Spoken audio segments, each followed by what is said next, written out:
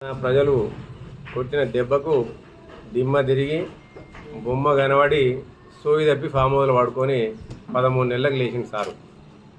లేవగానే ఇక పాపం ఏం మాట్లాడిండో ఏమో అర్థం కాలే ఆయనకు. అవాకులు చెవాకులన్నీ పేలుకుంటూ వస్తుంటే ఆయన ఏం మాట్లాడతాడంటే, నేను కొట్టుడు మొదలు పెడితే ఎవరు ఆగరట, ఆయన కొట్టుకుంటూనే వండే మందు. ఈయన కొట్టుడు మొదలు పెడితే ఎవలాగారంటే తెలియదు అందరికీ. తెలంగాణ ప్రజలకు తెలిసింది కాబట్టి నీకు బుద్ధి చెప్పిండ్రు, నేను పండబెట్టిర్రు. ఇవాళ మాట్లాడడానికి ఒక ముఖ్యమంత్రి హోదాలో 10 సంవత్సరాలు 9.5 సంవత్సరాలు పనిచేసిండు. 80,000 పుస్తకాలు చదివిన ఒక జ్ఞాన ఖనిడి అని చెప్పి అనేక సందర్భాల్లో తనకు తనే సెల్ఫ్ డబ్బా కొట్టుకున్నాడు. నిజంగానే చదివింది నిజమైనట్టయితే రాజకీయ పరిజ్ఞానం నాకుందని చెప్పి అనేక సందర్భాల్లో ఆయన చెప్పడం జరిగింది. అసలు ప్రపంచ మేధావుల జాబితాల్లో నేనొకరిని. ఎవరైనా నా యొక్క సలహాల సూచనల మేరకే ఈ దేశంలో కానీ ప్రపంచంలో కానీ ఈ యొక్క రాజ్యాలను నడిపిస్తుందని చెప్పి చాలా సందర్భంలో వారికి వారే స్వకుచమర్దనం చేసుకున్నారు. స్వడబ్బా పరస్పర డబ్బా అయ్యా కొడుకులు, అల్లుడు మామ బిడ్డ అయ్యలు ఎవరికి వాళ్ళే కొట్టుకుంటూ పోయిన సందర్భాలు చాలా ఉన్నాయి కదా. ఇలా ఇప్పటికి కూడా చింత తెచ్చినా పులుపుదావలేదు అన్నట్టు సార్ ఇంకా కూడా లేనిపోని అవాకులు చెవాకులు పేలుస్తూ ఇవాళ లేనిపోని లీనాపనిందలన్నీ వేసుకుంటూ వస్తాడు. ఇవాళ లేవు నేను వద్దని అన్నారు ఎవరన్నా. లేచి ప్రజాజీవులకు రమ్మన్నాం, మేము అసెంబ్లీకి రమ్మన్నాం. సాక్షాత్తు అసెంబ్లీకి వచ్చి ఒక అనుభవమైన వ్యక్తిగా, అనుభవశీలిగా, నేను సుదీర్ఘ పోరాట చరిత్ర ఉందని సుదీర్ఘ రాజకీయ చరిత్ర ఉందని చెప్పుకున్నావు. వచ్చి నీ రాజకీయ అనుభవాన్ని రంగరించి అందులో మంచి చెడ్డలను ఇలా సూచనల రూపాల్లో ఇస్తే ఒక నిర్మాణాత్మకమైన ప్రతిపక్ష నాయకుడిగా నీ పాత్ర పోషించమని చెప్పి మా సిఎల్పి నాయకుడైన మా ముఖ్యమంత్రి యనమల రేవంత్ రెడ్డి గారు అనేక సందర్భాల్లో ఆహ్వానం పలికిండు. కానీ ఎప్పటికి రాలే, ఎక్కడ రాలే. ఎన్నిసార్లు చెప్పినా ఆయన రాలే. కేవలం ఒక్కసారి వచ్చిండు అసెంబ్లీకి. అది కూడా ఇక నేను పోయి సంతకం పెట్టుకుంటే నా నౌకరు వద్దన్న భయం తప్ప ఆయన ప్రజల ప్రేమ మీద రాలే. ఇవాళ ప్రజలపైన ప్రేమ కొద్ది కానీ అసెంబ్లీని ప్రజలు నన్ను ఎన్నుకున్నారు, ఆ అసెంబ్లీని నేను గౌరవించాలన్న ఉద్దేశం కొద్ది రాలే ఎక్కడ కూడా. ఇవాళ వారు ఎంతసేపు లేనిపోని నీలాపనిందలు వేసుకుంటూ అల్లునికి ఇలా కొడుకు కూతురుకు వంతాసు వాడే మాదిరినే ఉన్నాడు ఆయన మాట్లాడి కూడా. కొంచెమన్నా పెద్ద మనిషికి, రాజకీయ అనుభవం ఉన్న వ్యక్తి అని చెప్పుకుంటున్న వ్యక్తికి కొంచెమన్నా ఇంగిత జ్ఞానం ఉండాలి. ఇవాళ ఈ యొక్క తెలంగాణ రాష్ట్రం వచ్చినప్పుడు, తెలంగాణ రాష్ట్రం కాంగ్రెస్ పార్టీ తెలంగాణ ప్రజల ఆకాంక్షల మేరకు ఇచ్చినప్పుడు 16,000 కోట్ల మిగులు బడ్జెట్ ఉండేది. అలా ఆ 16,000 మిగులు బడ్జెట్ను దొంగలుగా ఊదులు పంచుకున్నట్టు అయ్యో దిక్కు, కొడుకో దిక్కు, అల్లుడో దిక్కు, సడ్డకుని కొడుకో దిక్కు, బిడ్డో దిక్కు, ఇలా మనిషికో దిక్కు పంచుకొని తెలంగాణ ప్రాంతాన్ని అష్టదరిద్రంగా చేసింది ఇలా కేసీఆర్ కంపెనీ అండ్ కో. వాళ్ళ కుటుంబం అని వాళ్ళే తప్ప ఇంకొకరు కాదు. వాళ్ళ దేన్ని కూడా వదిలిపెట్టకుండా అవినీతికి తెరలు లేపి ఇలా ఇబ్బడి ముబ్బడిగా దోచుకొని తెలంగాణ రాష్ట్రాన్ని, తెలంగాణ వనరులను, తెలంగాణ ప్రజలను దోచుకొని ఇవాళ 7 లక్షల కోట్ల అప్పుల ఊబిలోకి నెట్టిన ఘనత కేసీఆర్ది, ఆయన కుటుంబ సభ్యులది. ఆయనకు వంతవాడిన 100 మగలు తప్ప ఇంకోటి కాదు. ఇవాళ ఇన్ని తెలిసి కూడా నేను సపరేట్గా ఊరుకున్నా, నేను లేస్తే మనిషిని కాదు, నువ్వు మనిషి అని వాళ్ళు చెప్పారు. నేను లేవంగా ఎవరు వద్దన్నారు. నువ్వు ఎప్పటికి తాగే పండుకుంటువి, అదే ఇలా చేస్తున్నావు. ఇలా ముసలి పుల్లు కానీ అవి కానీ గిట్లనే అంటే అట. నిన్న నేను చూసిన ఒకడ బాబా నర్సాపూర్ అడవులలో రాత్రిపూట లారీ గుద్దుకుంటే చిరుతపల్లి రోడ్డు మీద పడ్డది. దాన్ని కాపాడదామని చాలా మంది పోయినట. పోతే అప్పటికి కూడా పంజాయి సుడుతుందట, నేను పులినని చెప్పి పడుచుకోవడానికి. అంటే ఈ మనిషి కూడా ఇంకా కూడా అహంకారం చావాలి. నువ్వు కట్టిన కాళేశ్వరం, సంగమేశ్వర ఇవన్నీ ప్రాజెక్టులు ఏమైనా అడుగుతాడు. ఇలా నువ్వు కట్టిన కూలేశ్వరం ప్రాజెక్టు కూలిపోతుందో, నీ 1,00,000 కోట్ల అవినీతితోని కూలేశ్వరం ప్రాజెక్టు కట్టినవి. ఇలా దాంతో ఎవరికి లాభం ఉంది? అలా ఆ కూలేశ్వరం ప్రాజెక్టు వల్ల నీ యొక్క అవినీతికి నిదర్శనంగా నిలిచి ఇలా సుందిల్లా, అన్నారం బ్యారేజీలు అన్నీ కూడా ఒక్కొక్కటిగా కూలిపోతుంటే గత ప్రభుత్వం అంటే దివంగత ముఖ్యమంత్రి వైఎస్ రాజశేఖర రెడ్డి గారి హయాంలో కాంగ్రెస్ పార్టీ హయాంలో కట్టిన శ్రీరామ్ సాగర్ ఎల్లంపల్లి నుంచి కాదా ఇవాళ వస్తున్న నీళ్ళు ఇవాళ నువ్వు కట్టిన ఇవాళ రంగనాయక సాగర్ ఏదో కట్టినట్టున్నావు, నువ్వు మల్లన్న సాగర్ కట్టినట్టున్నావు, దోపిడికి ఆలవాలంగా ఉండాలి కాబట్టి ఆ నీళ్ళు కూడా నింపింది మా కాంగ్రెస్ పార్టీ హయాంలో కట్టిన శ్రీరామ్ సాగర్ ఎల్లంపల్లి శ్రీపాద నుంచి కాదా అని చెప్పి నేను అడుగుతుంది. ఇవాళ ఇంకా మాట్లాడతారు కేసీఆర్ గారు.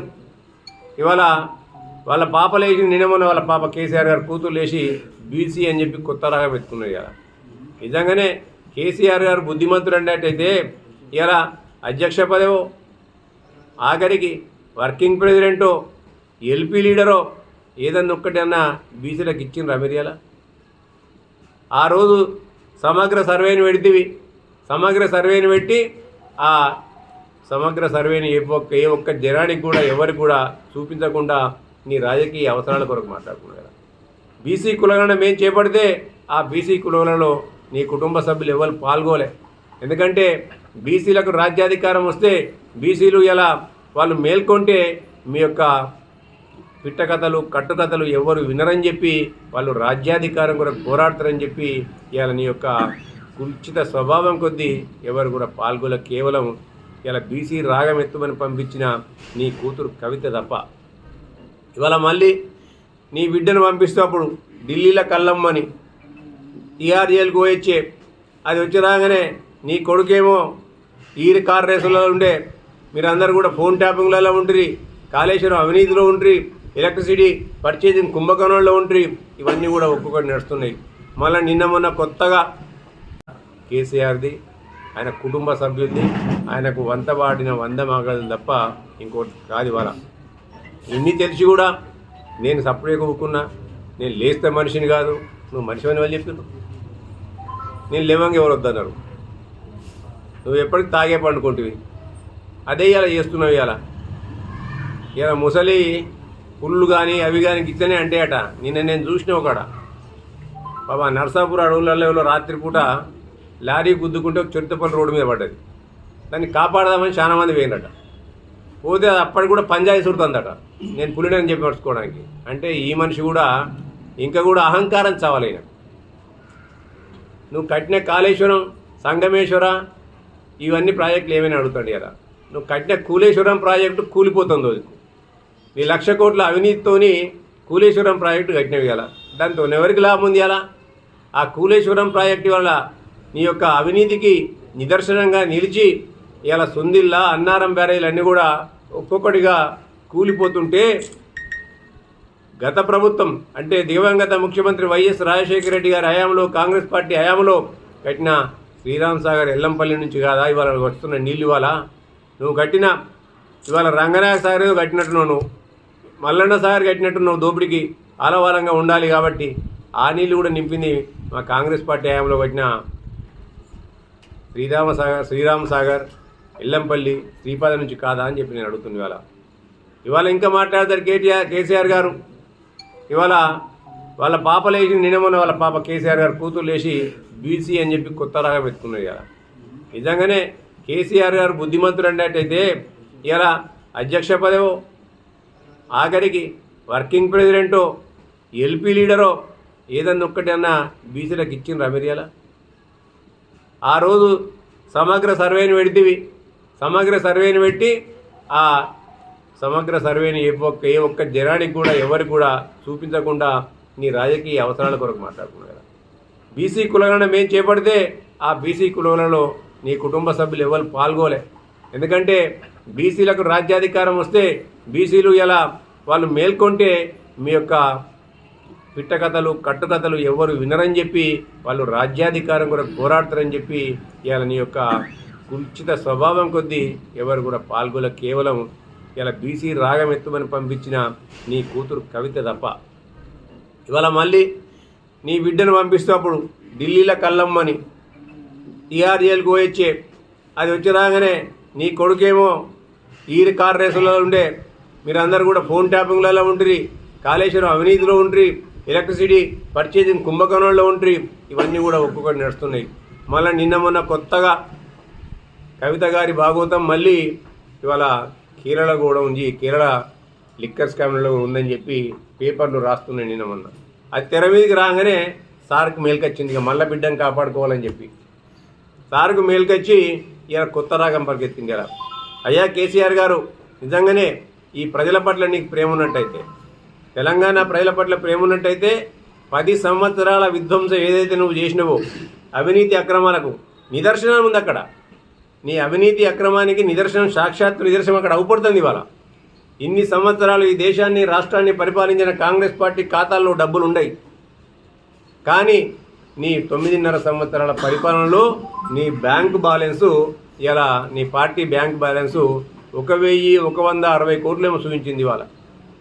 అంటే ఎన్ని అవినీతి అక్రమాలకు పాల్పడితే, ఎన్ని క్విడ్ ప్రోకోలకు పాల్పడితే ఆ డబ్బులు ఎలక్షన్ బాణ రూపాలు కానీ అనేక రూపాలు కానీ వచ్చినాయో ఒక్కసారి ఇలా ఒక శ్వేతపత్రం విడుదల చేయమని చెప్పి నేను డిమాండ్ చేస్తున్నా. ఆ డబ్బులు ఎట్లొచ్చినాయి, ఏం నుంచి వచ్చినాయి, ఏం పని ఎవరికి చేసి పెడితే వచ్చినాయి? ఇలా మళ్ళా కాంగ్రెస్ పార్టీకి ఇంతవరకు ఇన్ని సంవత్సరాలు కాంగ్రెస్ పార్టీ రాష్ట్రాన్ని పరిపాలించింది, దేశాన్ని పరిపాలించింది. ఈ రాష్ట్రంలో ఇంతవరకు మాకు హైదరాబాద్లో పార్టీ ఆఫీస్ లేదు.